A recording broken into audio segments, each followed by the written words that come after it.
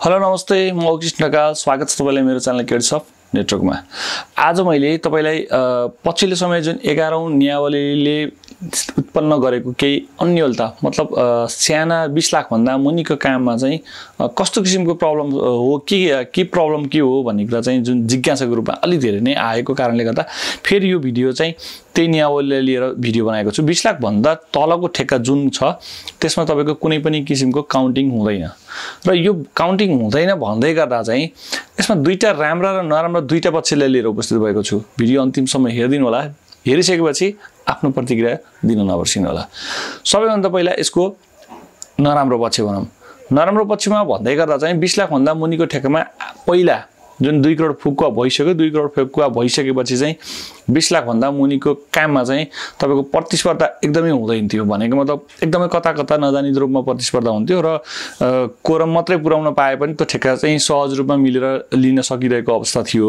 र भनेको मतलब यसमा एक त कोरम नपुग्ने झन्झट पनि थियो र पुगिहाल्यो पनि आफैले कोरम पुर्याएर चाहिँ मिलेर लिने सम्भावना थियो। र अहिले जुन आएको छ यसले गर्दा के नराम्रो कुरा कस्तो आयो भने चाहिँ अब 20 लाख भन्दा मुनिको ठेक्कामा चाहिँ बढी प्रतिस्पर्धा हुने भयो। किनभने चाहिँ 20 लाख भन्दा माथिको ठेक्का चाहिँ मान्छेले सिलेक्टेड गरेर हाल्ने भयो। किनभने सिलेक्टेड किन गर्ने भयो भन्दै गर्दा चाहिँ यो पनि हाल्छु त्यो पनि हाल्छु जुन परे काम गरिहाल्छु भन्ने जुन सोचाइ थियो त्यो भन्दा नि अब यो काम म गर्छु है भन्दाखेरि त्यो मात्रै ठेक्का रेजी भयो। किनभने अलरेडी जुन पनि ठेक्का हाल्दा उसको ठेक्का 5 वटा बुक भइसकेपछि त उसले चाहिँ अब त्यसको लागि कुर्न पर्ने भयो।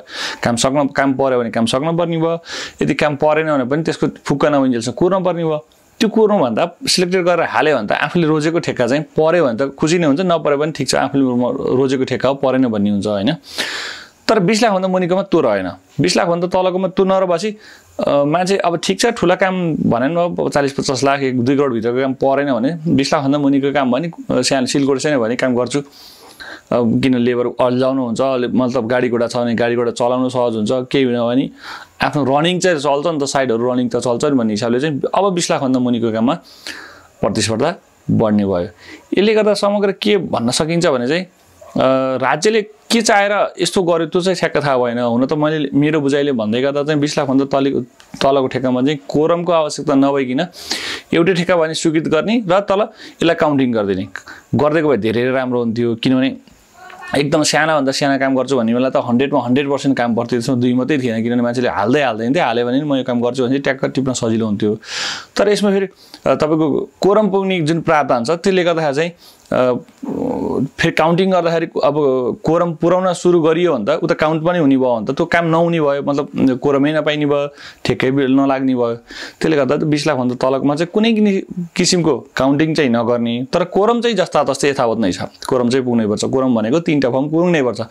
र पहिला चाहिँ खोज्नु पर्थ्यो भने अब चाहिँ खोज्नु पर्दैन। किन जो पनि व्यवसाय चाहिँ 20 लाख भित्रको चाहिँ काउन्टिङ हुँदैन के भनेर 20 लाखको टेन्डर बढी नै बिड गर्छन्। भनेको मतलब पहिला कम बिलो मतलब थोरै बिलोमा मतलब लगभग मिल्न आउँथ्यो भने चाहिँ अब चाहिँ 20 लाख भन्दा मुनिको काममा चाहिँ काउन्टिङ पनि हुँदैन। ठिक छ लेबर भुलाउनु छ यो भुलाउनु छ मेरो सब कन्ट्र्याक्टर भुलाउनु छ भनेर पनि 20 लाख भन्दा मुनिको ठेक्का चाहिँ बिडिङमा प्रतिस्पर्धा हुने देखिएको छ। र यसमा अर्को फेरि फाइदा कुरा हेर्दाखेरि चाहिँ के हो भने जुन भर्खर सिकारु हुनुहुन्छ नि सिकारु हुने व्यवसायले चाहिँ 2 करोड फुकुवा भए पनि हैन 20 लाख सम्मको ठेक्का चाहिँ 1-2टा हाल्छु पार्छु मतलब काम पर्यो भने केही कुरा सिकेपछि बल्ल माथि अपग्रेड गर्छु भन्नेलाई चाहिँ एकदम राम्रो अपर्च्युनिटी पनि भयो। हुन त हिजोका दिनमा पनि थियो। हिजोको दिनमा चाहिँ के थियो भने कोरमै पुराउनु पर्ने थियो। भनेको कोरम पुराउनलाई पनि अब जोपाइदोले व्यवसायले काम नहाल्दिने भइसकेपछि आफू नयाँ निस्केको मान्छेहरु त अब ती 3टा फर्म पुराउने साथीभाइ पनि नहुन सक्छन्। नहुने भइसकेपछि त अब हालेर पनि खेर जाने हो कि मतलब ठेक्कै नलाग्ने हो कि आफ्नो मात्रै सिंगल बिड हुने कि भन्ने समस्या थियो। अब चाहिँ त्यस्तो नहुन सक्छ किनभने हरेक ठाउँबाट चाहिँ सानामा पनि सबै व्यवसायले हाल्दिने भइसकेपछि तपाई नयाँ सिक्नेले चाहिँ अब त्यो कोरमकै झन्झट पनि परेन। कोरम त चाहिन्छ नै तर चाहिए पनि पहिला खोज्नु पर्थ्यो भने अब अटोमेटिकली व्यवसायले चाहिँ साना बिड गर्नेछन्। गरिसकेपछि तपाईले आफ्नो रेटको ठेक्का हाल्न सक्नुहुन्छ। त्यसमा गर्दा थोरै अलिकति बढी बिलो भएछ भने घाटा लाए पनि थोरै लाग्छ प्रफिट भयो भने थोरै हुन्छ भन्ने हेतुले चाहिँ तपाईले जुन नयाँ व्यवसाय हुन्छ उहाँहरुले चाहिँ 20 लाख भन्दा मुनिको काममा चाहिँ अलिकति बढी प्रतिस्पर्धा गरेर काम गर्न सक्नुहुनेछ। र काम त्यसबाट अलिकति नलेज बढिसकेपछि त्यो भन्दा माथिको ठेक्का चाहिँ सिलेक्टेड गरेर हाल्नुहोस् तपाईको लागि राम्रो पनि भयो। ओभरअलमा राम्रा पनि कुरा छन् नराम्रो पनि कुरा छन्। हुन त हरेक कुराको चाहिँ राम्रो पनि हुन्छ नराम्रो पनि हुन्छ। त्यसले गर्दा यो विषयमा केही जानकारी दिनुपर्ने थियो। 20 लाख भन्दा मुनिको ठेक्का काउन्टिङ हुँदैन भन्ने जुन थियो।